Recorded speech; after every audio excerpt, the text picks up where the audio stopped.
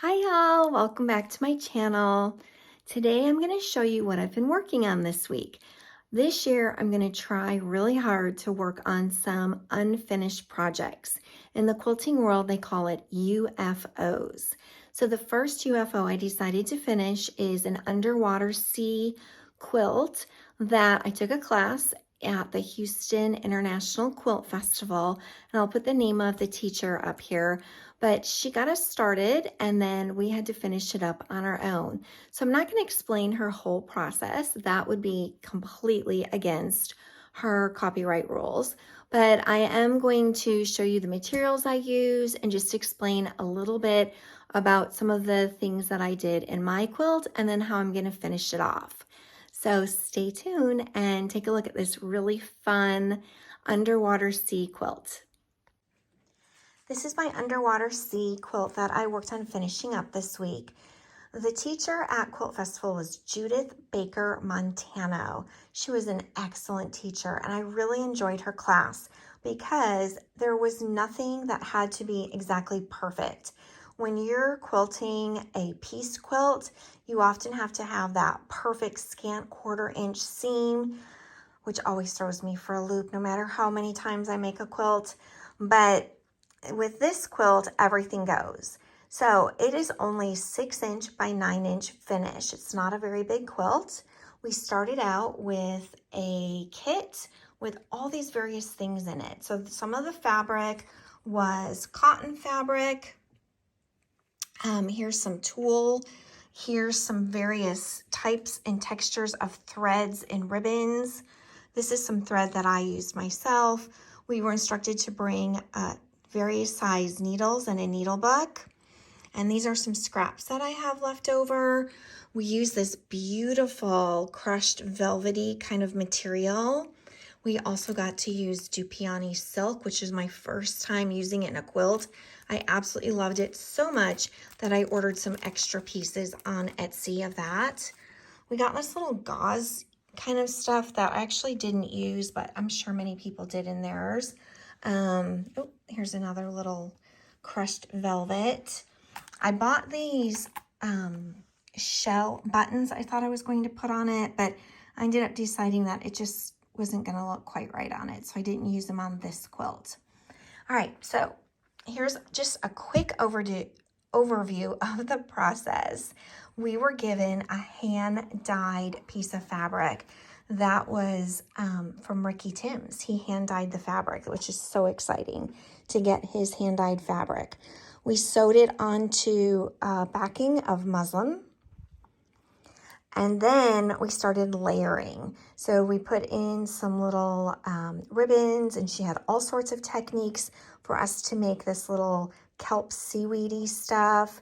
And then we put the netting over it and we put in more.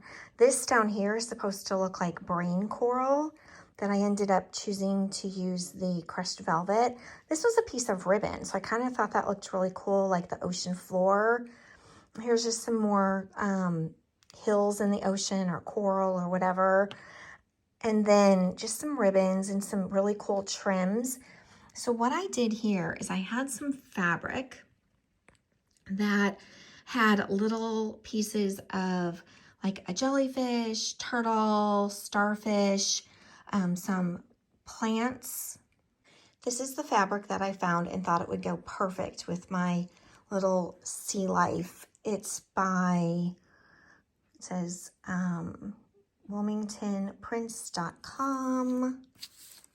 I don't see any other information on it to tell you who exactly it's made by. But anyhow, I thought this was like the perfect little thing to use some embroidery purse and cut out the exact images, and then I sewed them on. So I ended up cutting out the exact little little plants, not flowers, little plants, and then I ended up doing some embroidery around them. I don't know if you can see.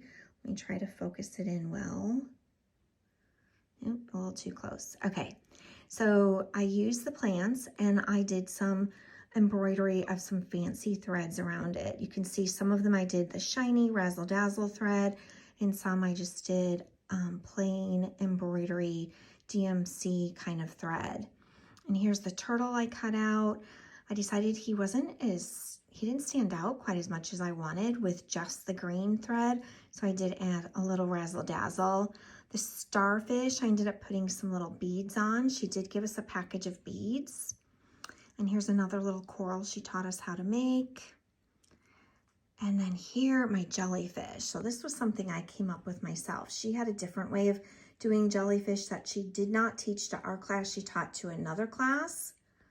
But with the jellyfish, I ended up using the silk ribbon, and I just did like little loops to make this part of the jellyfish, because here is what he looks like on the fabric. Not very exciting, but I just cut him out and put it on this really cool piece of art. And then where the little veins were, or the little tentacles, I should say, from the jellyfish, I just added some various types of thread and added some sparkly thread in there. So this is what I've been working super hard on. I've been sewing on it while watching some different movies for the new year. And it has been so much fun to finish it up and get it an UFO complete for 2023. I did order a frame. It was kind of tricky to get a 6x9 frame because I live out in the boonies. It's not that easy just to go to the store or bring it to a store and have it custom made. So I ordered a frame. They did have a 6x9 frame on Amazon, and I ordered it in just kind of the plain lighter wood color. I thought maybe that would help frame it all around, make it look kind of sand-like. So I did order a frame. So using this word as being a quilt, the term of being a quilt. So there is a sandwich component to it. This is what the back looks like. See all my stitching? So the sandwich is the hand-dyed fabric and then the muslin on the back. There isn't any batting in it.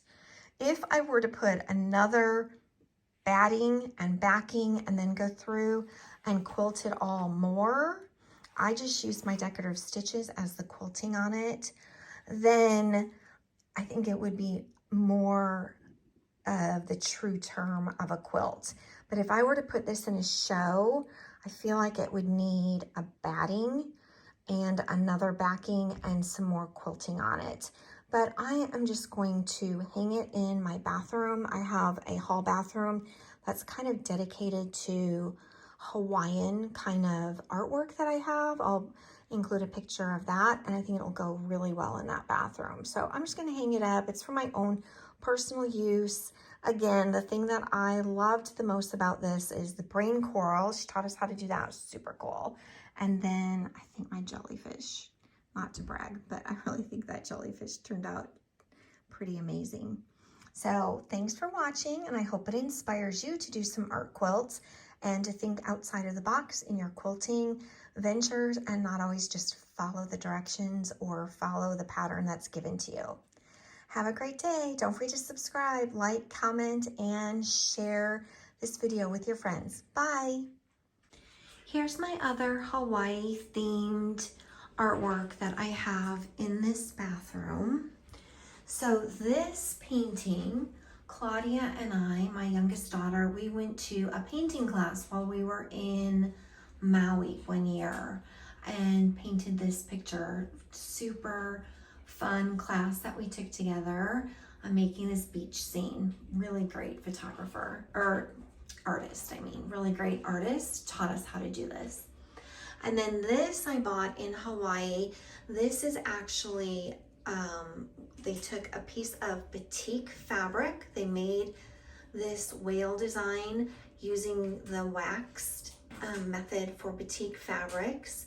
And then they made a print and printed it on this metal piece for a little artwork. And this is a Hawaiian quilt that I made for my husband one year. It's a landscape Hawaiian quilt, art quilt that I made. You can see I quilted it.